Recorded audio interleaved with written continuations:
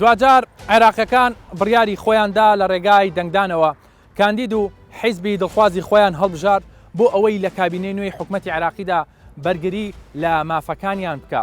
ساڵانێکە گەندەڵی لە عێراقدا سەرجەم جونگەکانی گرتووەتەوە. ئەم وڵاتە پڕخێر و پڕ داهاتە جگە لە عێراقەکان تەواوی وڵاتانی دراوسێ و ناوچەکە سوودمەند بوون لە داهاتی ئەم وڵاتە. ئەوەی ئەرکی ئەم کابینە نوێی حکومەتی عێراقی قورستر دەکا جێبەجێکردنی دروشمی حیزبەکانە، بە تایبەتی کەمکردنەوەی ڕێژەی بێکاری و هەژاری یاخود جێبەجێکردنی پڕکردنەوەی بەڵێنی وەرەقەی سپی کە چۆن بتوانێت عێراقێکی نوێ دروست بکرێ و تەواوی عێراقەکان سوود لە داهاتی ئەم وڵاتە ببینن. تا کۆتایی ئەم بەرنمەیە لەگەڵم بمێنەوە کەسانی شارەزا و پسپۆر دەدوێنم بزانم عێراق یاخود کابینەی نوێی حکومەتی عێراقی دەبێت چی بکە بۆ ئەوەی بەشێک لە کێشەکانی چارەسەر بکە. لا بژانەوەی ئەم جارەدا بە دوواداچوون بۆ ئەم بابەتە دەکەم. دوای نزیکەی ساڵێک لە خۆپیشاندانی سەرتاسەری لە بەشێک لە پارێزیەکانی عێراق و کوژرانی سەدان هاوڵاتی کە دژی گەندەڵی و نادادی ڕژابوونە سەرشەقامەکان، دوجار لە دەی ئۆکتۆبەر عێراق هەڵبژاردننی پێشوەختەی ئەنجامدا. ئەوەی ئەم هەڵبژاردنە لەوانی پێشوو جیا دەکاتەوە داواکاری شەقام و هاوڵاتیانی غەدر لێکراو بوو کە بێبەش بوون لە هەموو داهاتەکانی ئەم وڵاتە. ئێستا کە دەرئەنجامی هەڵبژاردنەکان گۆڕانکاری گەورەی بەسەردا هاتووە بۆ بەشێک لە لایەنەکان، ئەوەی ئەرکی پێگەنەرانی حکومەت قورس دەکات جێبەجێکردنی بەڵێنەکانی لایەنە سیاسیەکانە و زیادکردنی داهاتە. ئەوەی منیش مەبەسمە لەم بەرنامەیە بە دوواداچوونی بۆ بکەم ئابووری عێراقا بۆ 4 ساڵی ئایندە سەرچاوەی داهاتی ئەم وڵاتە تاقانێ و تەنها پشت بە فرۆشی زێڕی ڕاش دەبەستێت. لەگەڵ ئەوەشدا سیاسەتی بە بازاڕکردنی ئەو بەرهەمە وەکو پێویست نییە. ڕای شارەزایان چییە لەو بارەیەوە؟ وەکو کەسێکی شارەزا ڕازین لەو بە بازاڕکردنی بەرهەمی نەوتی عێراقی ئێستا سەبارەت بە کەرتی نەوت و گاز بۆشایەکی یاسایی هەیە.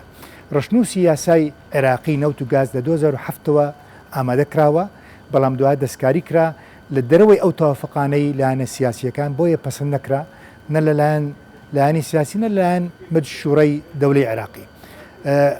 لە کاتێکدا حکومەتی هەرێمی کوردستان یاسای خۆی هەیە کە پەسەند کراوە ژمارە 22 2007ەوە و پێی دەستورۆ ئەگەر دوو یاسای جیاواز هەبیت یاسای هەرێمەکە و پارێزگەکە ئەو زاڵ دەبی لەسەر یاسای فدرالی، بەڵام یاسای فدرالی تا ئێستە و بۆشایەکی ئەم بۆشایی هەیە. بۆیە وزارەتی نەوتی عێراقی دەست باڵا بووە لە بڕیاردان لەسەرەوەیە. ئەم دەست باڵابوونەوە دەکات نیشتیهاداتی شخصی هەبیتین و زۆر جار بڕیاری ناپرۆفیشناڵان بڕیارێکە بکە زیانی بە پرۆسەی سیاسی هەموو عێراقدا بەتایبەت بەرامبەر هەرێمەوە. چی بکەن بۆ ئەم 4 ساڵەی ئایندە مەسەن بە تایبەتی لە ڕووی سیاسەتی نەوتەوە کە جێبەجێ بکرێت چۆنڵی سوودێکی زیاتری بۆ حکومەتی عێراقی هەبێ؟ بەتاکید ئەوەی کە سەیرە لە بەڕێوەبردننی کەرتی نەوت لە عێراقەوە ئێمە تا ئێستا یەدەکەی گەورەمان هەیە لە سەراستی عێراق 153 ملیار بەرمیلە کە دەکاتە چوارەم یەدەک لە سەرعاتی جیهانەوە و دووەم گەورەترین بەرهەمێنەری نەوتە لە ڕێکخراوی ئۆپیکەوە و هەروە یەدەکەی گەورەش هەیە لە گازی ڕشتی نزیکەی 130 تریلیۆن پێی سێزاری گازە. بەڵام ئەو سەکتەرە بێکەوە تەماشەش بکەین. ئێمە عێراق تا ئێستا زۆر سەختی کردووە لەسەر بواری نەوت و احتیمامەش کمیدا بە گازی سروشتی. گازی سروشتی دەبتە سەرچاوەی ئایندە لە دوای نەوت کە نەوت کەم دەبێتەوە یاخود نرخەکانی مساعد نابی یاخود دەبتە کێشەیەکی بەنسبەت جینگەوە یەکەم سەرچاوە دەبتە گاز سروشتی. بۆیە لە سەر ئاستی جیهانەوە زۆر گرنگی بە گازی سروشتی دەرێ، نەک وەک سەرچاوە چوزە بەڵکو سەرچاوەک بۆ چەندین پیشەسازی پترۆکیمیکال وەک بۆ ئەسمدە و بەکارهێنانی وەزگەی وزە و کارەبا. ئێستا عێراق ساڵانە 17 ملیار مەتری سێجار لە گاز سروشتی دەستێنی، لە هەمان کاتە گاز سروشتی هاوردە دەکا لە وڵاتێکی دراوسێ. ئەمەش هاوکێشێکی ڕاست نییە و تەندروستیش نییە.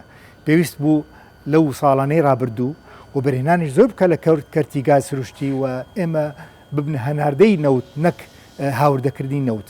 دووسێشتی گرنگ ئێمال کرا. یەکەم گازی سروشتیە، یەکەم پاڵاوگەکان. ئێمە تا ئێستا چەندین مشتەقاتی نەفتی استیراد دەکەن کەچی نەوتەکەشمان زۆرە و ئەوەی سێم پیشزازی پیترۆکیمیاوات هەموو وڵاتان ئەوەی ئینتاجی نەفتیان هەیە سیاستێک دادنێ ئەو کاتێک کە نەفت دێتە خوارێ بەشێکی زۆر ڕوو دەکەنەوە سەنعەتی پیترۆکیمیاوی کە بەشێکی زۆر فەرعەکانی دەگاتە 150 کاڵای سلعی اقتصادیەوە و سەناعیشەوە بەڵام ئێمە زۆربەی ئەوە ینی ڕووخاوە چەند ساڵەوە و هەموو استیراد دەکەنەوە یعنی وەبەرهێنان لە نەوت تەنها ئەوە نییە تو نەوتە خاوەکەی پرۆژی بەڵام بەشەکانی ترش دەبێت استعمال بکرێت تا ئێستا کار لەسەر نەکرا بەداخەوە.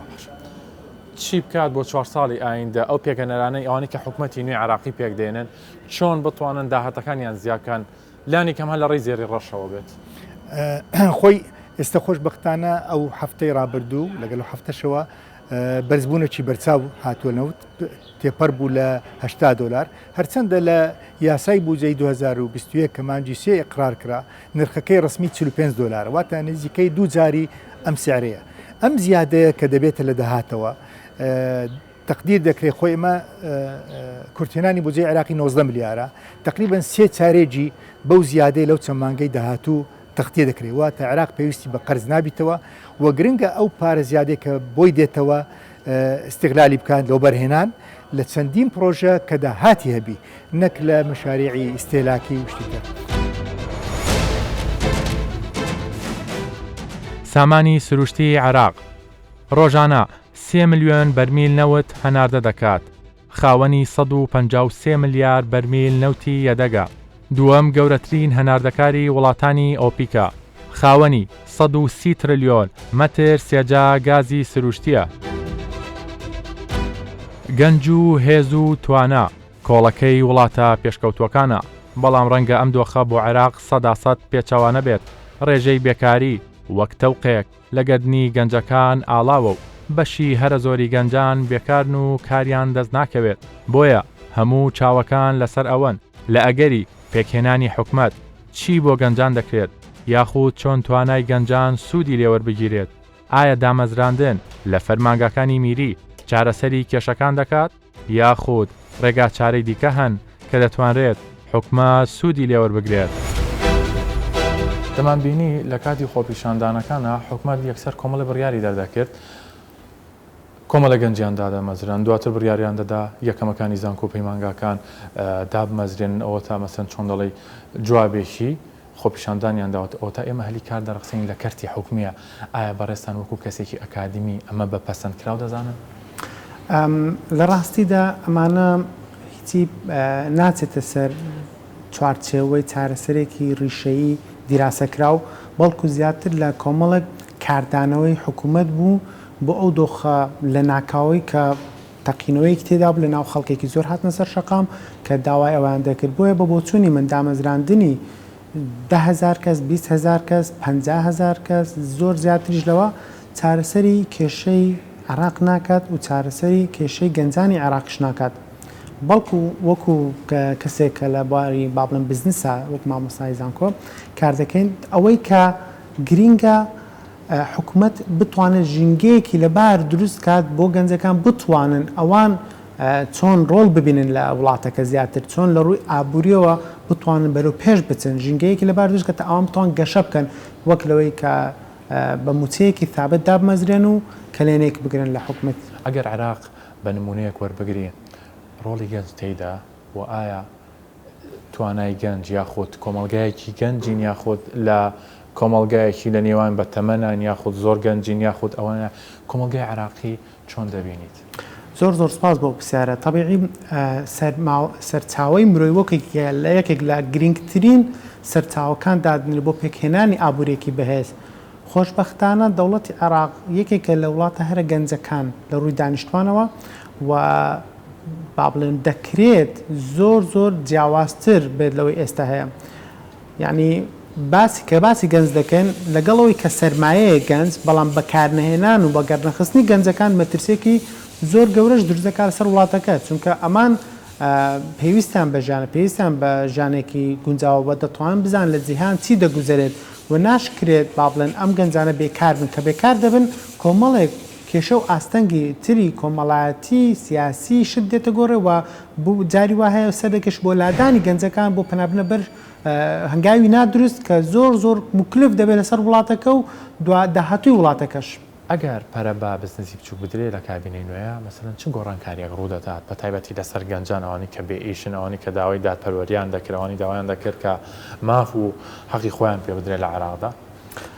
لە ڕاستیدا من پێم وانەیە لە خلالی ساڵگیان 6 مانگیان حتا کابینەیەکیش بتوان گۆڕانکاری نەوعی ڕوو بدات، بەڵام دەکرێت ئاراستەکە بگۆڕین. ئاراستە زۆر گرنگە کاتێک کە وڵاتێک دەوێت ئاراستەکەی بگۆڕێ ئەوکەی خەڵکەکەش دەتوانێت پشوو درێژتر دەبێت چونکە ئەمەلێکی دێت گۆڕانکاری دێتە پێش، بەڵام بە کورتیەکەی سوودی پرۆژەی بچووک بۆ وڵات ئەوەیە وڵاتەکەمان لە وڵاتێکی بەکاربەرەوە دەبێت وڵاتێکی بەرهەمهێن. ئەو یەکێکە لە گرنگترین خاڵەکان کێمە بتوانین زۆر زیاتر سوود لەو سەرچاوانەی خۆمان وەردەگرین و زۆر زیاتر دەتوانین با بڵێن هاوردە کەم بکەینەوە لە بەشێک لە بوارەکان کە زۆر سادەیە پێویست نییە و بڕە پارە زۆرە بچێتە دەرەوەی وڵات لە ناوخۆی وڵاتەکە بەگەڕ دەخرێتەوە. ئەمە کاریگەریەکی تری دەبێت دیسانەوە دەبوژێتەوە بازار و خەڵکی خۆمان سوود لێکتر وەردەگرن. بزنسەکان دەبنە تاواوکاری یەکتر، یعنی دەبنە سەپلایەری یەکتری، دەبنە دابنکاری یەکتری، یعنی وەک بڵێ دەورەیەکی ئابووری دروست دەبێتەوە و ئەمەش تایدا زۆربەی دانیشتوان لێ سوودمەند دەبن. گەنج دەتوانێت چی بکە لە عێراق لە ڕووی ئاوەدانکردنەوە لە ڕووی بەرەو پێشچوونەوە بە تایبەتی لەم کابینە نوێی حکوومەتی عێراقیدا ئەگەر گرنگی بە توانای گەنجان بدرێت؟ زۆر گرنگە سیاسەکان لەوە تێبگەن یەک چۆیزیان هەیە، ئەوەشە کە گرنگی بە گەنجان بدەن. چۆیزی دۆم ئەوەیە کە وڵات بەرەو خراپتر دەچێت کە گرنگیان پێ نەدرێت، ڕۆڵیان پێدرێت، ژانیان باش نەکرێت. ئەوەش لە جێژەی وتەکانمان ئاماژان پێکرد کە چۆن حکومەت دەتوانێت هەنگاو بنە بەرەو باشکردن و ڕەبتکردنەوەی گەنجان بە وڵات و بە سەروەت و سامانی وڵاتەکە. بۆیە لە کۆتاکەی پێم وایە یەک چۆیزمان هەیە تەنها ڕۆڵیان پێ بدرێت و گرنگیان پێ بدرێت ئەگەرنا ئاکامەکەی باش نابێت. ئەوەی کە ئێمە لە جیهان ئێستا دەیبینین جیهانی پێشکەوت و وڵاتانی ئەدڤانس کەنتریزە وڵاتان کە لە ڕووی ئابووری بەرەو پێشچوون و گەشەی زۆریان کردووە ناگەڕێتەوە بۆ سەروەت و سامانی سروشتیانیان با بڵێن بۆ زەویەکەیان، ئەوە دەگەڕێتەوە بۆ ئەو گەنجە پێشنگانەی کە لە وڵاتەکە ڕۆڵیان پێدرێ و دەرفەت ڕێگان بۆ خۆشەکرێت تاکو بتوانن گەشە بکەن، بڕۆن، بجوڵێن، بفرن. کەواتە ئەوەی کە حکومەت پێویستە بیکات ئەو ژینگە لەبارەی دروستیکا و ئەمەش دەبێتەوەی کە وڵاتێک گەشە بکات زۆر بە خێرایی، وڵاتێکیش گەشە نەکا و بەڵکو بکەوێتە دواوە. کەواتە جیاوازی ئەساسەکە لە گەنجە پێشنگەکانە ئەوان دەتوان گۆڕانکاری بکەن. هەر وڵاتێکیش بیوە گەشە بکات سەردەمی ئەمڕۆ نەشەڕی نەوتە، نەشەڕی ئاڵتونە، نە دایمۆند و نەزەویە، شەڕی جەزبکردن و دروستکردنی پێشنگەکانە. هەر کاتێکە وڵاتێک توانی پێشنگەکان دروستکە ئەو بێگومان داهاتێکی زۆر پشنگداری دەبێ و وڵاتەکەش دەبوژێتەوە. ڕێژەی هەژاری و بێکاری لە عێراق. ڕێژەی بێکاری 132، ڕێژەی هەژاری 127.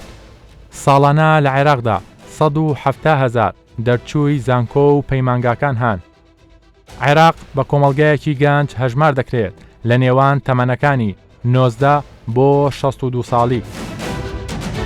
بەو پێی هەرێمی کوردستان لە چەند ڕوویەکەوە پێشکەوتوترە لە بەشێک لە پارێزگاکانی عێراق بە تایبەتی لە ڕووی ئاوەدانکردنەوە و پرۆژەکانەوە. ئەمە جیالەوەی کارتی تایبەتیش ڕۆڵی گەورەی بینیوە لە ئاوەدانکردنەوەی ئەم ناوچەیەدا.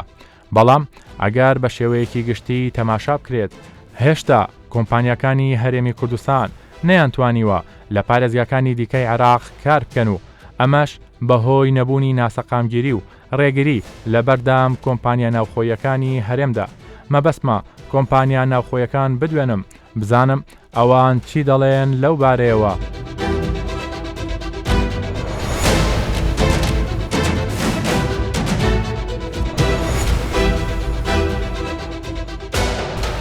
وەکو خاوەنکارێک دۆخی چۆڵی ئابووری و بازرگانی عێراقتان چۆن بینیوە؟ سەراحەتەن دۆخێکی دڵخۆشکەر نەبوو.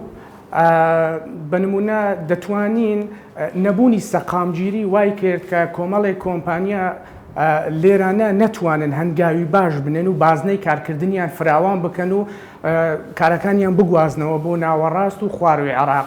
ئەویش نەبوونی سەقامگیری وا دەکاتن وەبەرهێنەران و بزنسمانان و بەڵێندەران زیاتر سەرمایەکانیان نەخەنەگەڕ ترسیان دەبێت لەوەی کەوا ئەو پارەیە کە هەیتیان لە هەموو شوێنێک سەرف نەکەن کەوا 100% مسۆگەر نەبێتن ژیان و تەئەمین و کارکردنیان. پێشبینیتان مەسەن بۆ دۆخی ئابووری عێراق چۆن دەبێت بۆ ئەگەر هەمویان داوای چاکسازی دەکەن هەمووی داوای دەکات کە بەشێک کەرتی تایبەت ڕۆڵی هەبێت لە حکومەتدا ئەگەر وەکو ساڵانی پێشەوو پێتان باشە یاوە خودت پێویستە گۆڕانکاری گەورە ڕوودات. بێگومان ئەگەر بە هەمان تەنەفوسی ساڵانی ڕابردوو بڕواتن ناومێدیەکی زۆر لە ناوان خاوەنکاران دروست دەبێتن. ئەوەی کە ئێستا هەیە سەراحەتەن هیچ جێگای دڵخۆشبوون نییە. حتا حدەک هەرێمی کوردستان باشتر بوو لە ناوەڕاست و خواروی عێراق. بەڵام بەمانەی ئەوە نییە کەوا لە تمۆحی کارکردنی ئێمە بی. ئێمە دەتوانین وەکو خاوەنکار زیاتر کار بکەین، زیاتر هەلی کار بڕەخسێنین. بەڵام ئەگەر کەرتی گشتی پاڵپشتی کەرتی تایبەت بکات و پاڵپشتیکردن تەنها بە قسە نییە. بۆچی کۆمپانیەکان لە هەرێمی کوردستاندا نایەنەوێت چۆنڵی کارەکانیان فراوانتر بکەن هەنگاونێن بۆ پارێزگاکانی تر بە تایبەتی خواردن و ناوڕاستی عێراق کە لە هەموو لایەنێکەوە لە هەر گۆشێکەوە بیگرە پێویستی بە ئاوەدانیە پێویستی بەوەیە نۆژەن بکرێتەوە پێویستی بەوەیە کەرتی تایبەت ڕۆڵی خۆی تیابجارێت. ئەوەی کە باسم کرد خاڵی سەرەکی ئەوەیە نەبوونی سەقامگیری. نەبوونی سەقامگیری وا دەکات نەتوانی بازنەی کارکردنت فراوان بکەیت. ئەوە خاڵی یەکەم. خاڵی دووەم سەراحەتەن هەماهەنگێکی باش لە نێوان حکوومەتی هەرێم و حکوومەتی ناوەڕاست نەبووە بۆی کۆمپانیا کوردیە ناوخۆییەکان زیاتر بتوانن دەست بەسەر پرۆژەکانی ناوەڕاست و خواروی عێراقدا بگرن. مووسڵ بە نمونە دەهێنمەوە کە شارێکە تەنها کەمتر لە کاتژمێرە لێرانە نزیکە. هەماهەنگێک نەبوو تاوەکو ئێستا ئێمە وەکو کۆمپانیای ناوخۆی کوردی بتوانین لەوێ کار بکەین. مەشاکل دروست دەبێت عەرقەڵە دروست دەبێتن. ئەوەی باسم کرد تەنها ئەوە نییە کە حکوومەت ئاماژە بەوە بکاتن ئێمە سەپۆرتی کەرتی تایبەت دەبین دەبێتن کاری لەگەر بکرێت بە فعلی ئیش لەسەر ئەوە بکرێتن. هەندێک جار وابیر دەکرێتەوە لە عێراق دەڵێ ئێمە خاوەن زێڕێکی ڕەشی مانگانە نەوتی خۆمان بە بازاڕ دەکەین و دەیفرۆشین و ئەوەی موچەخۆرە زیاتر لە 4 میلیۆن موچەخۆرمان هەیە موچەی خۆیان وەردەگرن و هیچ کێشەی نییە کەواتە کەرتی تایبەت دەکەوێتە دوو ئەگەرەوە هەبێت یاخود نەبێت چۆنڵی زۆر لە مەسەلەکە ناگۆڕێت یانی گۆڕانکاری چێتۆ ناکات وەکو خاوەنکارێک سەپۆرتیان قسە دەکەی بە هیچ شێوەیەک سەپۆرتی ئەو قسە ناکەم. داهاتی نەوت داهاتێکی گرینگە زۆربەی وڵاتانی دنیا خەون بەوە دەبینن کەوا داهاتێکی وەکو نەوتیان هەبێ. بەڵام بەداخەوە ئێمە ئەگەر لە بیرمان نەچی لە ساڵانی ڕابردوو کە هەمومان داهاتی ڕئیسیمان نەوت بوو ئەوە بوو نەوت چەند دابەزی و وڵات تووشی قەیرانێکی لە ناکاو هات. بۆیە داهاتی نەوت پێویستە. بەڵام بەداخەوە ئەو داهاتەی کەوا ئێمە وەری دەگرین لە نەوت هەمان داهات دەڕواتەوە لە بۆ وڵاتانی تر. چکەمە وڵاتێکین لێرانە بچووکترین شت لە وڵاتانی دەرەوە هاوردە دەکەین کەواتە دەبێ میکانیزمێک دابدرێت. بە نمونە ئێمە نەوتی خام ڕەوانەی دەرەوە دەکەین کەچی بەرهەمەکانی لە وڵاتانی تر دەکڕینەوە. ئەوە نەبوونی متمانە دروست دەکات لەلایەن کەرتی تایبەت. ئەوەیە کە باسم کرد چۆن بەکردەی و بەفعلی حکوومەت سەپۆرتی کەرتی تایبەت بکاتن.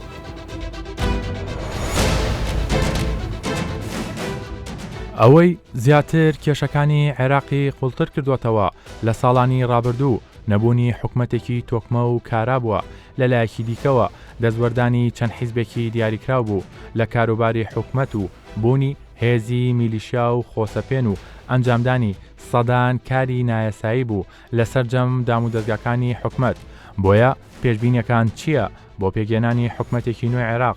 ئایا هەمان سیاسەتی ساڵانی ڕابردوو دووبارە دەکرێتەوە یانیش ئاماژەکان بۆ ئەوەن کە گۆڕانکاری ڕیشەیی ئەنجام دەدرێت؟ حکوومەت وەکو هاتن یەک لە دوایەک هەموو وعدیانە کە کار بکەن بۆ باشکردنی ئابووری عێراق هەوڵ بدەن کە هەلی کار بدۆزنەوە بۆ خەڵکی سەرجادا کە زۆرەتی گەنجەکان کە بێکارن ئەمانە هیچی ڕووی نەدا. نەتیجەی ئەوەی کە ئەوەیە کە دووسێشت هۆی ئەم کارەیە کە نایانتوانیوە هەندی داخلی و هەندێک خارجی عوامیلی خارجیشەیە کە دەوڵەتەکانی دراوسێمان ناڵن ئابووری عێراق ببژێتەوە، ناڵن ئەو مەسانع بکەوێتەوە سەرقاچی خۆی. هەزاران مەسەنع هەیە کە وەستاوە لە عێراقا وای لێ هاتۆ کە ئەمەش بووە بە ڕێژەی بێکاری بەرز بێتە گەرە و معاملانە بکەوێتەوە کار ئەتوانن ڕێژەکە زیاکەن. ئەمە لە لایەکە لایەکی کەشەوە سەقامگیری وەزعی سیاسی لە عێراقا نەتیجەی ئێرهاب نەتیجەی دروستبوونی میلیشیات و ئەحزابی متەفەرقە لەبەر هینی خوای و ئەجەنداتی دەرەوە بەکارهێنن. ئەمانە هەمووی بۆ بە حکوومەتێکی تەکنۆقراتیش نەهاتۆتە سەر حکوم هەتاکوون خەڵکی پسپۆر بتوانن سوودیان لێبێنن بۆی بتوانن ئابووری عێراق سیاسەتی عێراق بێنەوە سەر ڕەوڕەوەی خۆی. ئەمانە هەندێک هۆکارن کە بوون حزبەکان کە وعدیانیان ناتوانی بکارن. ئەم حکوومەتی تازە کە تشکیل دەکرێ کە هیوادارم من هیوادارم حکوومەتی زۆری نەبێ. حکوومەتی زۆرینە ئەوەیە لە تەوافق و لەبەر فلان کوت لە ئەوەنەی هێبێنەوە نە کورسی وەرگرن نە با حکوومەتی زۆری نەبێ با مەجموعەیەک لە ناو پەرلەمانە پەرلەمانێکی معارزەیەکی بەقووەت هەبێ بۆ ئەوی چاودێرێکی بەهێزیشە بێ لەسەر حکوومەت و ئیدائی حکوومەت. ئەمە ئەتوانێ بەڵەنسێ دروست کات. ئەو ساکە چاودێرێکی بە قۆتمانەیە حکوومەتێکی تەکنۆکراتیش بێت ئەتوانە وردە وردە ئەم کێشەیە بەرەو پێشەوە بێتەوە و توانی ئابووری بێنێتەوە سەر ڕەوڕەوەی خۆی. عێراق بەم شێوەیە کە بتوانێت لەسەر ئابووری نەوت بژی ناتوانێت چونکە نەوت جێگای باوەڕ نییە بەرزونزمی تیا بێتەوە و بینیشمان لەم چەند ساڵی ڕابردووە و هیوادارین پلانێکی 5 ساڵە ئەم حکوومەتە بتوانێت داڕێژێت کە عێراق بخاتەوە سەر ڕەوڕەوەی خۆی. ئەمە هەوڵەکانە ئەگەر حکوومەتێکی تەکنۆکرات بێ و داواکاری شەقامیش بێتە دی یعنی کە ئەو شەقامە ئەوەش گرنگیشە لێرە حەزەکەم لەم انتخاباتە گۆڕانی زۆرتیا بوو زۆر کەس هەبوو حکوومەت بەقووەت بوون لە ناو حکوومەتە ئیستا کورسەکانیان کەمی کردوتەوە بەڵام کوتلەیە پێیا بۆ ئەو کوتلێ زۆر گرنگە ئەوش پێڵەن بێلایەنەکان 33 دەنگیان هەیە ئەمانە کوتلێکی گەورن لە هەموو یاسایەکە بە هەج لایەکە بیشکردنەوە ئەتوانێت یاسەکە تێپەڕ بێیاننا ئەوە زۆر گرنگە بەڵام بە شەرتی ئەم بێلایەنانەکە دەرچوون لە ناو پەرلەمانە خۆیان نەفرۆشن بەم حزب و بەو حزب و بەو کوتلێ. ئەگەر گۆڕانکاری ڕوودا دەبێ حکوومەتێکی تەکنۆکرات بێ حکوومەتێ بێت دەستی واڵا بێت حکوومەتێ بێت لەژێر فشاری ئەم حزب و ئەو حزبا ئیش نەکات نابێت لێرە شتێ بڵێت و ترێبێت تەنفیزکرێت و بێ ئەبێ حکوومەتێ بێ گوێ لە شەقام بگرێ داواکارەکانی شەقام تەرجمە بکە بۆ کار. هەر بۆیە ئاماژەکان بە زمانی ئابووری پێمان دەڵێن ئەگەر دەستی گەندەڵکاران نەکشێنەوە و سیاسەتێکی حەکیمانە و ژیرانە پەیڕەو نەکرێت و چاکسازی ڕیشەی ئەنجام نەدرێت لە خەرجی داهاتی وڵات ئەوە عێراق هەمان سیناریۆی ساڵانی ڕابردوو دووبارە دەکاتەوە. ئێستا عێراقیەکان چاویان لە پێگەێنەرانی کابینەی نوێ حکومەتی عێراقیە بۆ ئەوەی بزانن ئەم حکومەتە نوێیە چی بۆ عێراقیەکان دەکات یاخود چی پێیە ئایا چ جیاوازیەک دروست دەکات لە نێوان کابینەکانی پێشوودا چونکە عێراق ساڵانێکە غەرقی گەندەڵی بووە بۆیە ئێستا پێگەنەرانی حکومەتی کابینەی نوێی عێراقی کاری قورس و گرانیان لە پێشە بۆ ئەوەی بتوانن بەڵێنەکانی خۆیان جێبەجێ بکەن لەسەر و هەموو شێوە هەرێمی کوردستان وەکو نمونەیەک وەربگرن کا بە بودجەیەکی کەمی دیاریکراو توانیوێتی بەشێک لە ئاوەدانی و پێشکەوتن بەخۆیەوە ببینێت.